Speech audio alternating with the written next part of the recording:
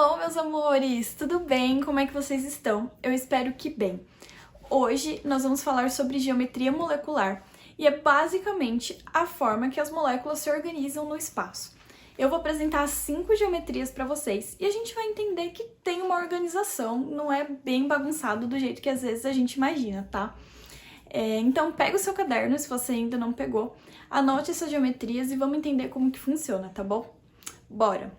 A primeira geometria que eu vou apresentar para vocês é a geometria linear. Como o próprio nome diz, é a organização das moléculas em linha.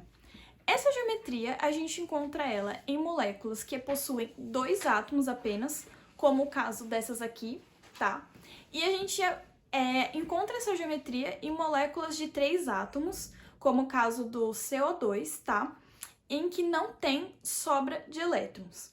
E aí vocês vão olhar para mim e vão falar, peraí, não tô entendendo esse negócio de sobra de elétrons. Olha aqui o exemplo do CO2. O CO2 tem o carbono como átomo central, tá? Ele é o que está em menor quantidade, por isso ele aparece no centro. E o carbono, ele tem 4 elétrons em volta dele disponíveis para fazer ligação.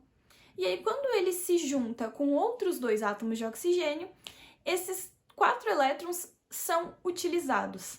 2 elétrons com um oxigênio e outros 2 elétrons com o outro. Dessa forma, não tem sobra de elétrons em volta do átomo central. Então, se você vê uma molécula com 2 átomos ou com 3 átomos sem sobra de elétrons em volta do átomo central, a geometria dessa molécula vai ser linear. A segunda geometria que eu vou apresentar para vocês é a geometria angular. Como o próprio nome diz também, tem a formação de um ângulo, tá?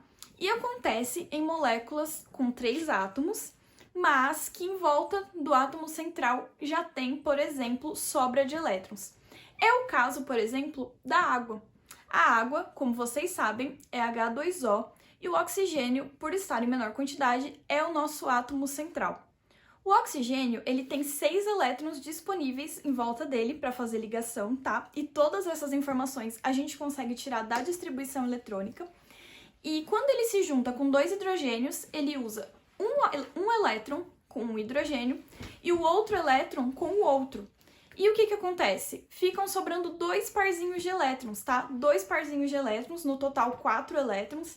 E esses parzinhos de elétrons que ficam em volta do oxigênio, como vocês podem ver, empurram os hidrogênios para baixo e aí forma um ângulo, tá? Essa então é a geometria angular. Se você vê uma molécula que tem 3 átomos e sobra de elétrons, ela vai estar nessa conformação. Show? A próxima geometria é a trigonal planar. A gente tem esse nome para essa geometria porque é como se fosse realmente um triângulo plano. Essa geometria, as moléculas ficam em um formato de triângulo chapado, como se fosse chapado, sabe? E aí, essa geometria, a gente já tem 4 átomos e também não tem sobra de elétrons.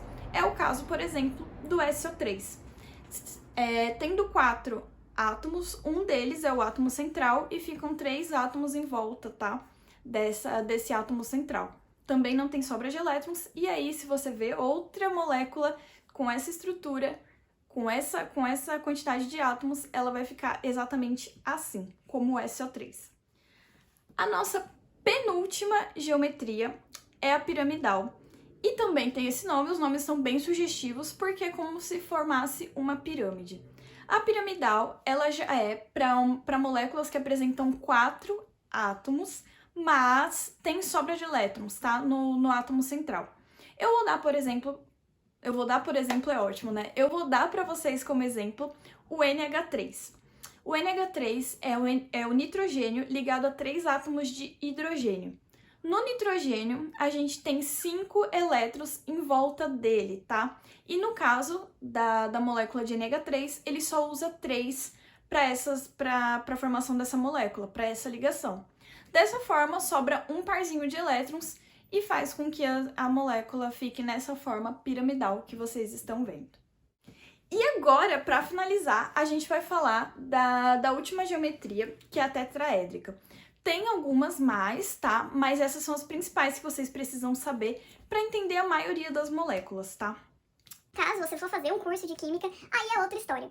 A tetraédrica, também, ó, bem sugestivo, já é para 5 átomos em que não tem sobra de elétrons. E eu vou dar o exemplo para vocês do CH4. Sabe o CH4 que vocês estão vendo lá na Química 2, que vocês viram na Química 2 com o Edilson? O metano, certo? A gente tem o carbono como átomo central, ele está em menor quantidade, e os hidrogênios, eles estão em volta desse átomo. Como eu comentei com vocês lá no caso do CO2, o carbono, ele tem 4 elétrons disponíveis ali para ligação. E vocês devem já estar cansados de saber disso, que o carbono faz 4 ligações. E esses 4 elétrons estão sendo usados com o hidrogênio. Então, no caso dessa geometria tetraédrica, são 5 átomos sem sobra de elétrons.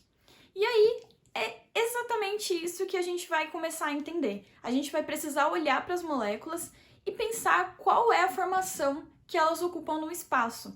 Quando a gente começa a desenhar as estruturas de Lewis e a gente está aprendendo a fazer as ligações covalentes e tudo mais, a gente desenha tudo de qualquer jeito, certo?